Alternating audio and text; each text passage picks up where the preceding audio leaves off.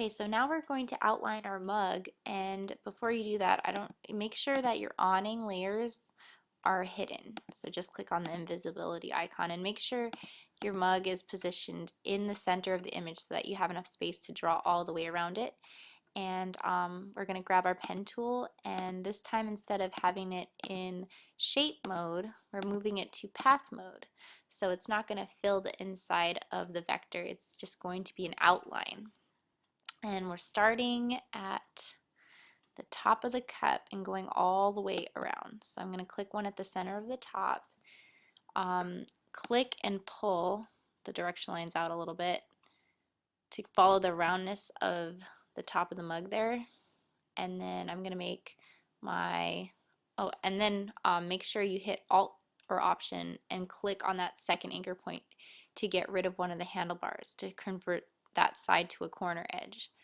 And then click in the middle of the cup along the edge there and drag out a nice round edge there, and also Alt or Option click it.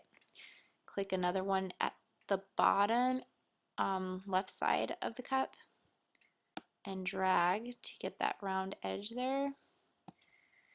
And again, Alt or Option click it to convert the one side to a sharp corner. Now click on the exact opposite side and drag to mimic the round edge there, and then Alt or Option click it. We don't need to follow the cup perfectly because this is going to be clip art, so it's supposed to look cartoonish. So just kind of go along with it. I'm gonna click, so that's 1, 2, 3, 4, 5, 6, 7 is gonna be at the center of the handle there, and I'm gonna click number 8 right here at the top of the handle. Now I see that I went a little crazy with my direction lines, so if I hold down Command or Control, I can adjust that handlebar back down, and even the bottom one too, probably. Don't want it to be too exaggerated. Okay, that looks good. And then again, because I went back and adjusted some of my points there, I have to make sure when I want to continue drawing to click on the last anchor point I drew in order for it to be one continuous path. And then now I'm going to close my path by clicking on that initial anchor point that I started. And I think that point actually needs to be, I need to pull the handle out to match the other side there.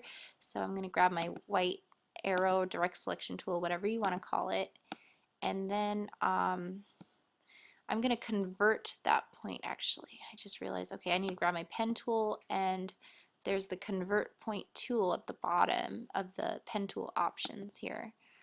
Pen tool menus, and if I click and drag, I get direction lines or handlebars on a point that initially didn't have any. And now I go back to my white arrow tool and stretch it out, grab that one handlebar and pull. I hope you guys can see this all right, because it's very hard to see anchor points.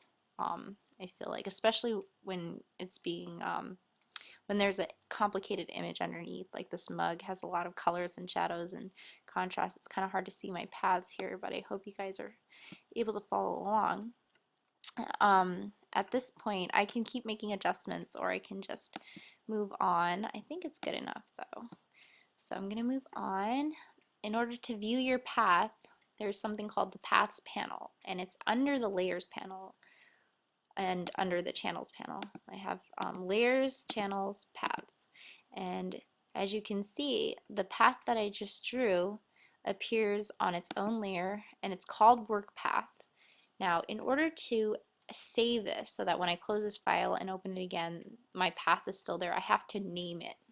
So I'm going to double click and name it Mug Outline and hit OK. And now if I go File Save, this will be forever in this file, that path. So I don't need to draw it again the next time I open my file. Now, as you can see, this mug outline doesn't have the inside for the cup, so we're going to do that next.